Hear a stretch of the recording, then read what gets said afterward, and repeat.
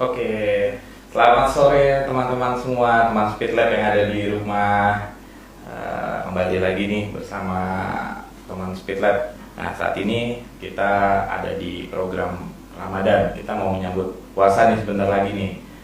Kita ada buat program namanya Ngobrol Sehat.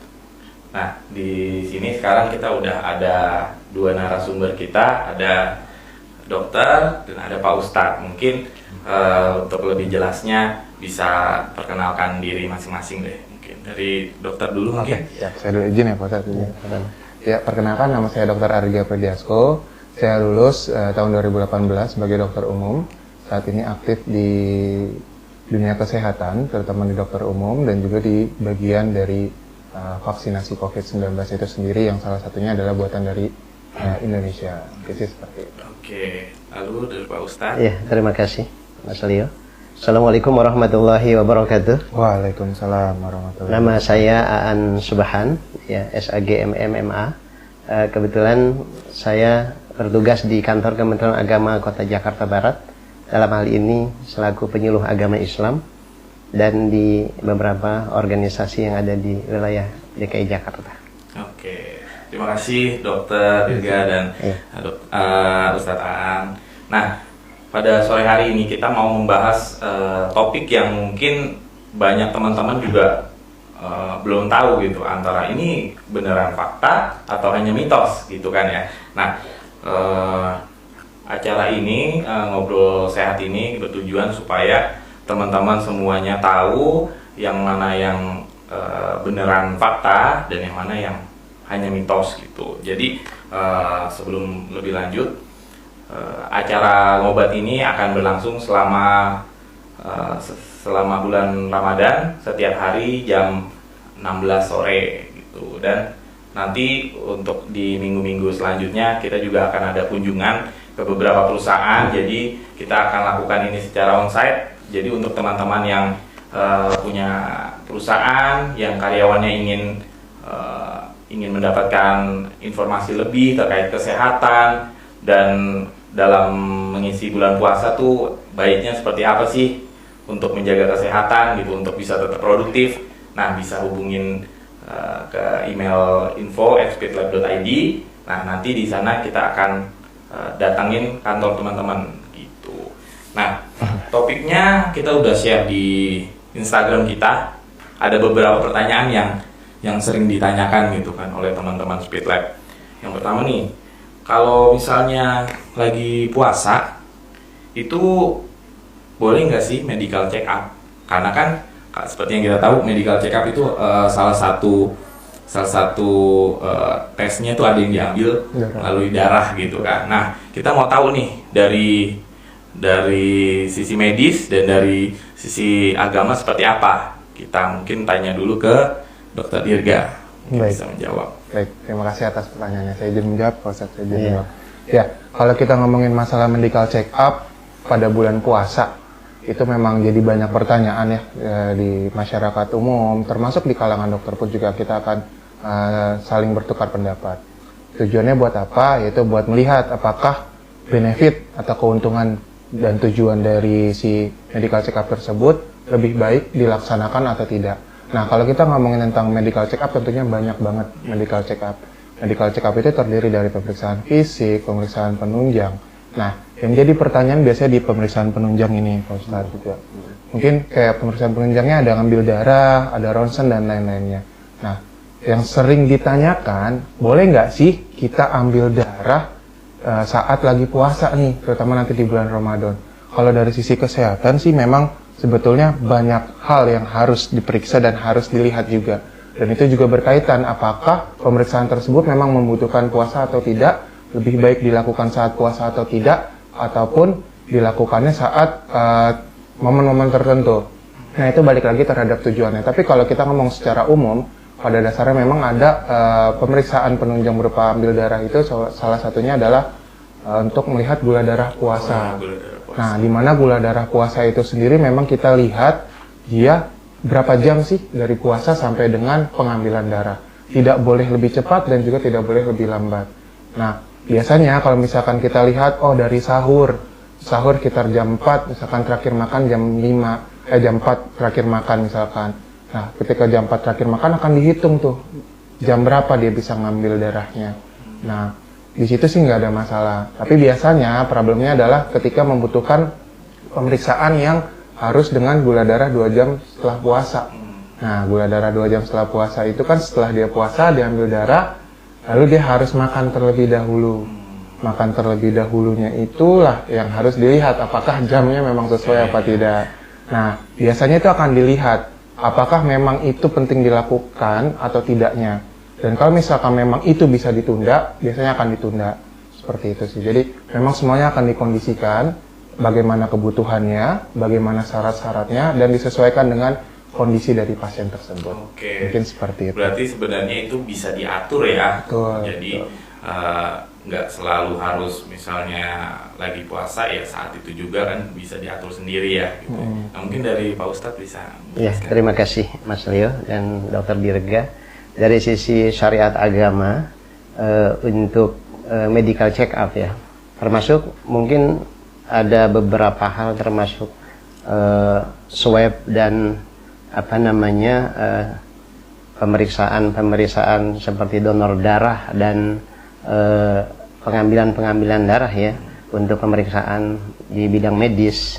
Dalam hal ini syariat agama untuk berpuasa itu tidak mengapa, artinya dibolehkan, karena kategori yang membatalkan puasa itu di dalam kitab takrib ya, kitab klasik itu dikatakan bahwa allazi yuftiru bihi shaim ya asyrata asya'a, ada di antaranya 10 perkara yang membatalkan puasa. Di antaranya itulah memasukkan jenis makanan atau barang ya, sesuatu ke dalam rongga mulut atau ke dalam rongga-rongga yang terbuka. Kalau donor darah, pengambilan darah ya, dalam hal ini misalkan untuk check up itu tidak mengapa. Ketika berpuasa itu dibolehkan ya, karena bukan memasukkan sesuatu ke rongga yang tidak dibolehkan, seperti al-jawf itu rongga mulut. Ketika dia masuk ke dalam rongga artinya masuk ke dalam lambung, maka itu bisa membatalkan. Kalau ini kan pengambilan dan check up, sebatas pada tidak masuknya sesuatu ke dalam rongga mulut atau katakanlah lubang-lubang yang tidak dibolehkan seperti telinga, ya, hidung, kemudian di bawahnya kita ini, ya kan, itu tidak mengapa. Oke. Jadi udah terjawab semua nih ya. Jadi mitos atau fakta tentang pengambilan darah itu adalah mitos gitu. Jadi kalau misalnya lagi puasa, teman-teman mau melakukan medical check up, tadi seperti yang Pak Ustadz sudah jelaskan, itu tidak akan membatalkan puasa ya berarti Pak Ustadz ya. Dan dari segi medis juga sebenarnya untuk pengambilan darah itu bisa diatur sesuai dengan kebutuhan teman-teman gitu, kayak tadi seperti gula darah puasa dibutuhkan puasanya berapa jam dan setelah puasa itu harus makan gitu ya, bisa disesuaikan gitu. Jadi itu balik lagi ke teman-teman. Yang penting adalah medical check up itu bisa membatalkan puasa adalah mitos. Nah, pertanyaan selanjutnya nih untuk Dokter Dirga dan Pak Ustadz. Kalau tadi kan ngambil darah ya. Nah, kalau vaksin, apakah itu bisa membatalkan puasa? Mungkin dari dokter dulu.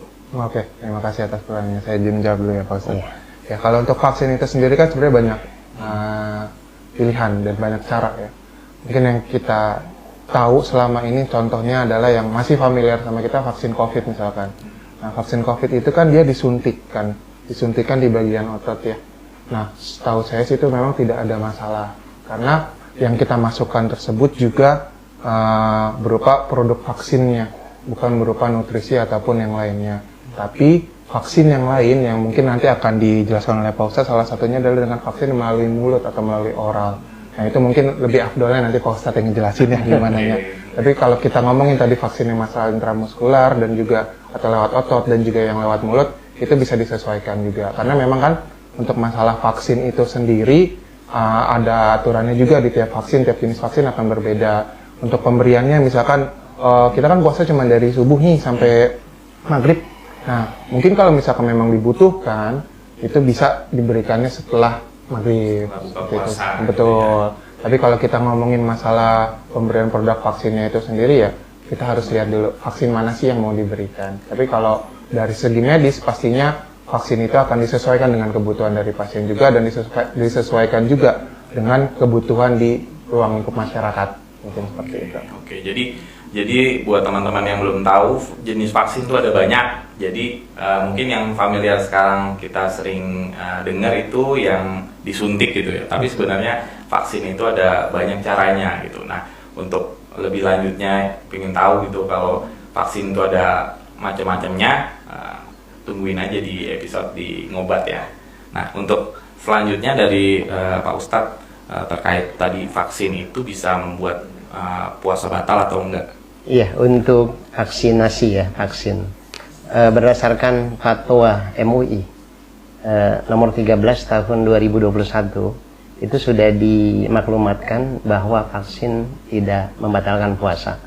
Makanya ketika dulu rame-rame ya, luar biasa berita hoax, bahkan berita-berita yang tidak bertanggung jawab, itu banyak menyebabkan masyarakat kita kebingungan. Akhirnya pemerintah dalam hal ini MUI dan dari Bahsul Masail Nahdlatul Ulama pun itu di nomor 13 ya, fatwa nomor 13 tahun 2021 itu bahwa vaksin tidak membatalkan puasa. Termasuk kemarin yang sudah diteliti itu AstraZeneca, Sinovac ya kan, yang disuntikan ya kan. Kalau yang vaksin jenis dimasukkan, nah ini ada beberapa pendapat ya, ada beberapa pendapat para ulama, ada yang membolehkan, ada yang bilang membatalkan gitu kan. Seandainya yang tadi memasukkan mawasola ilaihil batni, apa yang sampai ke dalam perut itu maka batal ya. Kalau untuk disuntik, karena itu kan bukan jauh, bukan rongga yang ada di sekitar kepala dan bagian-bagian tubuh, apabila puasa kemudian kita memasukkan sesuatu, contoh ya kan, di dalam ilmu medis atau kedokteran kan biasanya kita memasukkan obat ya dok, ya. Memasukkan obat apa ke ke rongga bawah nih. Betul, atau dimasukkan, nah itu batal karena memasukkan sesuatu ya. Tapi kalau untuk mencuntik di ini bagian urat ya, atau nadi atau apa ya, di otot itu tidak ya, karena itu memasukkan sesuatu yang tidak di rongga. Bahkan tadi kan alaziyubtiru bihi shaim itu adalah yang diantara yang ke-10 itu antaranya memasukkan sesuatu ke dalam rongga mulut ataupun bagian-bagian yang terbuka gitu. Oke, berarti balik lagi jenis vaksinnya itu vaksin yang diberikannya lewat mana gitu. Kalau lewat tadi suntik ke otot itu nggak apa-apa ya.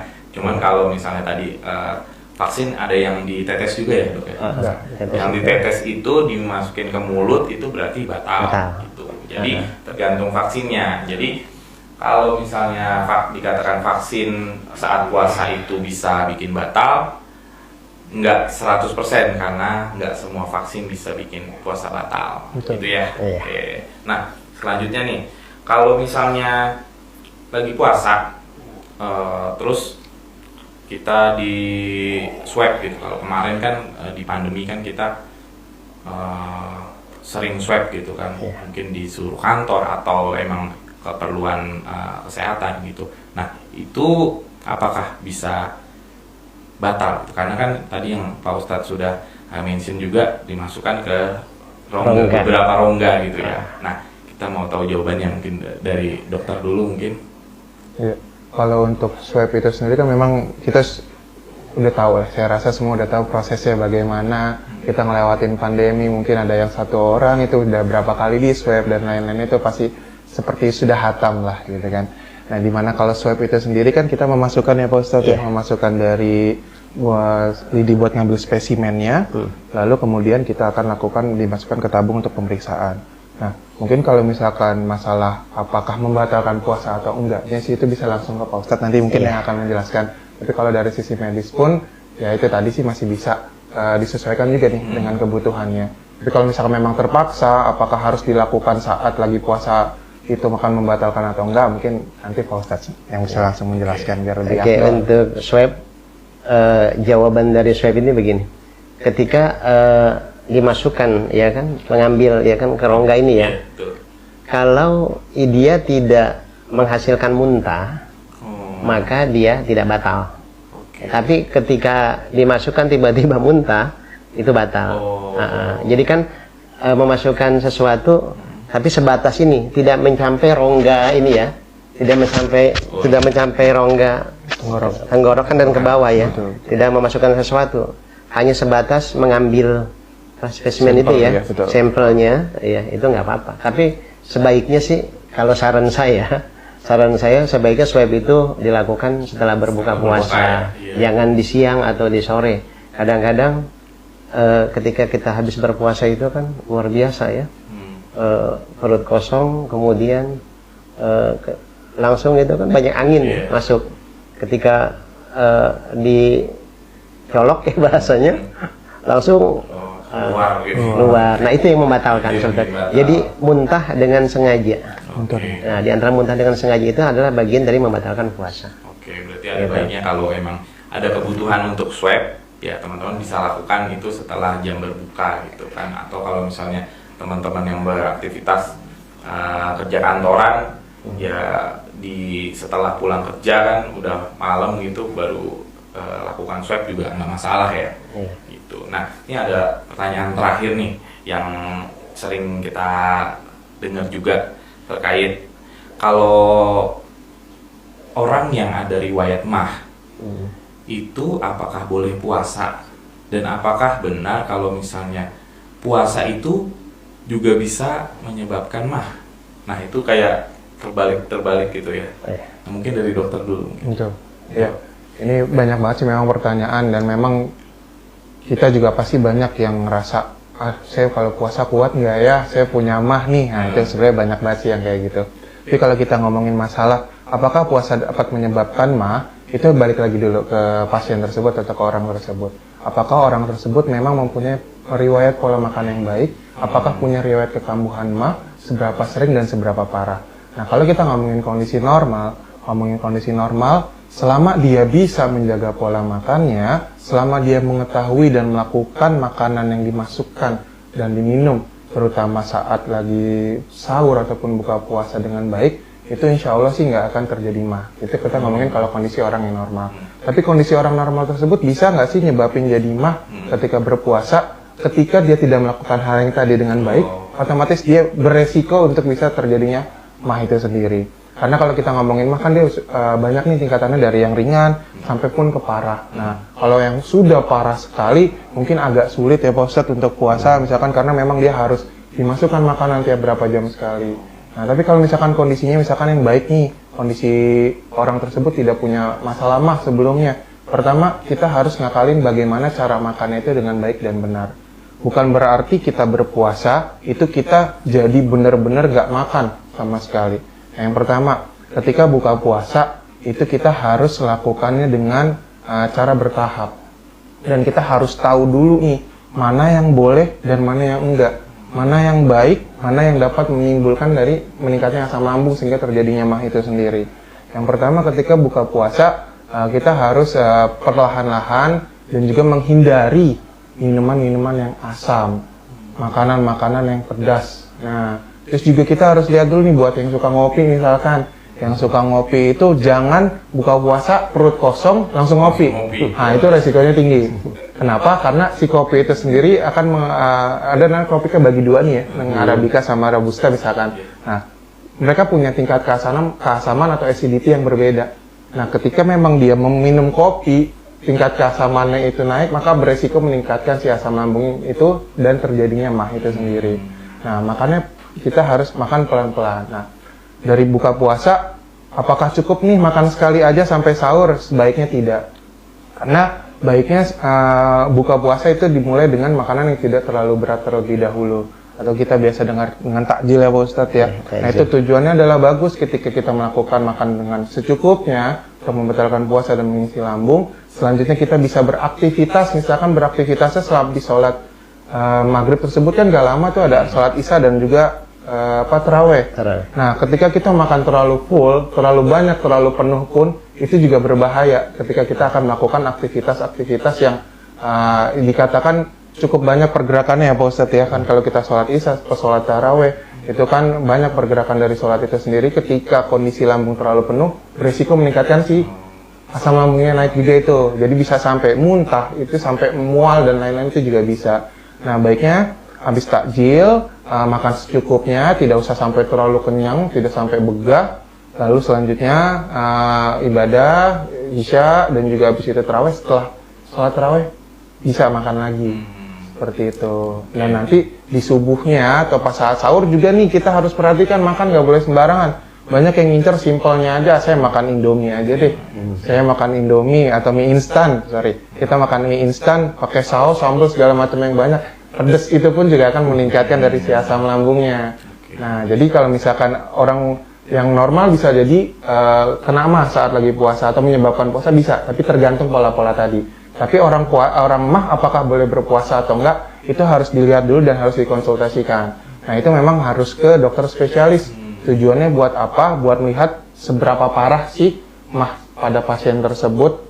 Misalkan kalau sudah terlalu parah, apakah memungkinkan buat puasa atau enggak, itu harus ditanyakan ke dokter spesialis. Dan biasanya kalau buat yang masih ringan, itu bisa selama dia tadi kontrol makanan seperti tadi, pola makannya yang baik, biasanya akan ada pemberian obat. Nah, pemberian obat nih, misalkan kita tahu misalkan sampai 3 kali sehari. Gimana sih caranya kalau lagi bulan puasa, misalkan orang punya mah harus minum obat 3 kali sehari, batal dong puasanya? Enggak, itu bisa diakali misalkan dengan setelah buka puasa, kan panjang tuh dari buka puasa sampai ke subuh, itu bisa nanti dijeda untuk sementara bisa sampai ke frekuensi 3 kali tersebut. Jadi bisa disesuaikan juga, apakah mungkin bisa diganti ke obatnya dengan frekuensi yang lebih rendah, 2 kali sehari misalkan dengan jenis-jenis tertentu, kita harus dikonsultasikan. Kalau dari sisi kesehatan sih seperti itu. Oke, berarti kalau lagi puasa itu apa yang kita makan juga perlu diperhatikan ya. Betul. Nggak boleh mungkin nggak boleh terlalu sedikit dan terlalu banyak juga ya, nggak boleh ya. Dan kayak yang tadi dokter sampaikan, nah, biasanya nih teman-teman mungkin yang pecinta pedas gitu kan, lagi puasa, yang biasanya dia makan pakai sambal banyak itu ditahan, terus pas buka puasa kayak balas dendam gitu ibaratnya. Wah pedes gitu kan. Nah mungkin itu yang harus dihindari supaya nggak men-trigger kena mah gitu ya. Nah mungkin kalau dari Pak Ustadz gitu, kalau ada yang bilang justru karena puasa bisa jadi mah gitu. Ya, dalam sisi syariat agama kita, agama Islam, bahwa ada beberapa hikmah di dalam melakukan ibadah puasa. Di dalam buku Menguak Syariat Agama karya dari Santri Lirboyo yang pernah saya baca itu, ada di antaranya dengan berpuasa kita akan bisa memprediksi atau menyelesaikan penyakit kita yang ada dalam tubuh, ya. Karena dalam sebuah hadis Rasul riwayat At-Tirmizi dikatakan, At-Tirmizi adalah sumu tasihu, berpuasalah kamu pasti kamu akan sehat.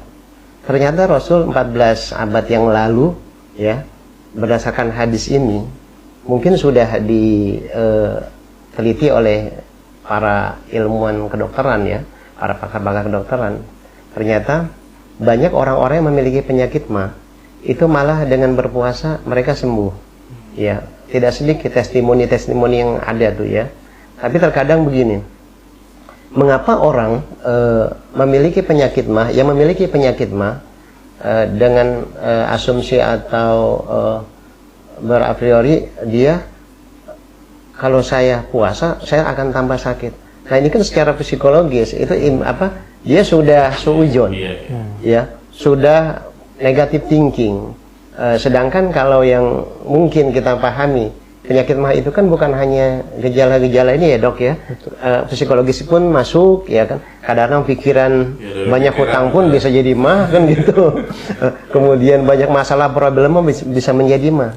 Karena di dalam sebuah bukunya Profesor Dadang Hawari pun dikatakan bahwa puasa itu adalah pengendalian diri. Makanya tadi betul kata Mas Leo, Dokter Dirga bilang kalau mau buka jangan balas dendam, ya kan? Jangan balas dendam. Kenapa? Karena dalam Al-Quran pun dikatakan kulu washrobu wala tusrifu. Makanlah kalian, minumlah kalian, jangan berlebihan. Ya, jangan berlebihan. Nah ini fungsi dari berpuasa itu pun sebetulnya adalah mengendalikan hawa nafsu kita untuk makan yang halal, tidak sembrono gitu. Kadang-kadang begini, sesuatu itu bisa menjadi haram walaupun itu halal. Contoh, air 1 gentong misalkan atau 1 galon, kalau kita minum semua kan menjadi haram, ya. Tapi kalau kita seperlunya kita minum 1 gelas atau 1 botol, itu menjadi sebuah nilai-nilai kesehatan dalam tubuh kita. Maka dalam syariat agama dikatakan oleh Rasul, sumu tasihu, berpuasalah kamu pasti akan sehat. Makanya sujud negatif thinking ini yang perlu dibenahi nih di kalangan kita, masyarakat kita yang mungkin mungkin kategori keimanannya masih levelnya di bawah gitu kan. Tapi kan sebuah proses akan menjadi nilai-nilai tambah ketika mereka katakanlah mendengar podcast ini atau banyak membaca, banyak mendengar dan banyak mengikuti kajian-kajian yang ada di kalangan-kalangan mungkin di media sosial dan sebagainya. Saya kira itu, Mas. Oke. Berarti kalau kita perhatikan nih tadi ya dari Dokter Dirga dan Ustadz Aan juga ada satu titik temu tuh di mana kalau kita puasa itu harus mengkontrol istilahnya gitu. Jadi tadi buka puasa juga dari segi medis nggak boleh terlalu berlebihan, dan dari segi agama juga emang sudah diajarkan untuk nggak boleh berlebihan gitu ya. Ya pada dasarnya segala sesuatu yang berlebihan itu tidak baik. Ya kayak contohnya kayak makan durian ya. Durian 1 enak ya. Enak. Ustadz suka durian? Suka durian. Nah kalau 1 itu enak, tapi kalau misalnya kita makan 3 buah gitu kan, durian montong gitu, itu bisa bikin mabuk juga, dan itu secara medis juga nggak baik gitu kan, darah tinggi gitu ya. Ya banyak penyebabnya. Banyak penyebabnya. Jadi emang di sini ada titik temunya nih. Jadi sesuatu yang berlebihan itu emang tidak baik. Oke. Nah pada pertemuan kita kali ini itu aja yang kita bahas terkait mitos dan fakta yang ada di luar sana. Mungkin teman-teman semuanya selama ini bertanya-tanya gitu kan, apakah boleh kalau misalnya medical check up di saat puasa batal atau enggak gitu. Kayak tadi vaksin bisa bikin batal nggak sih kalau lagi puasa, begitupun juga kalau kita mau swab test gitu.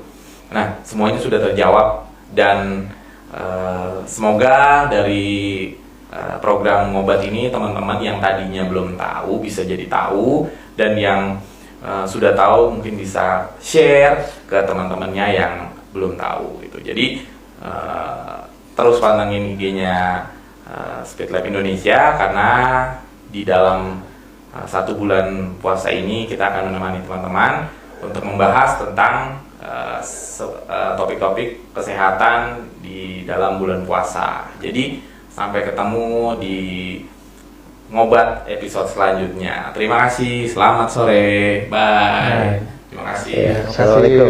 Terima kasih, Mas.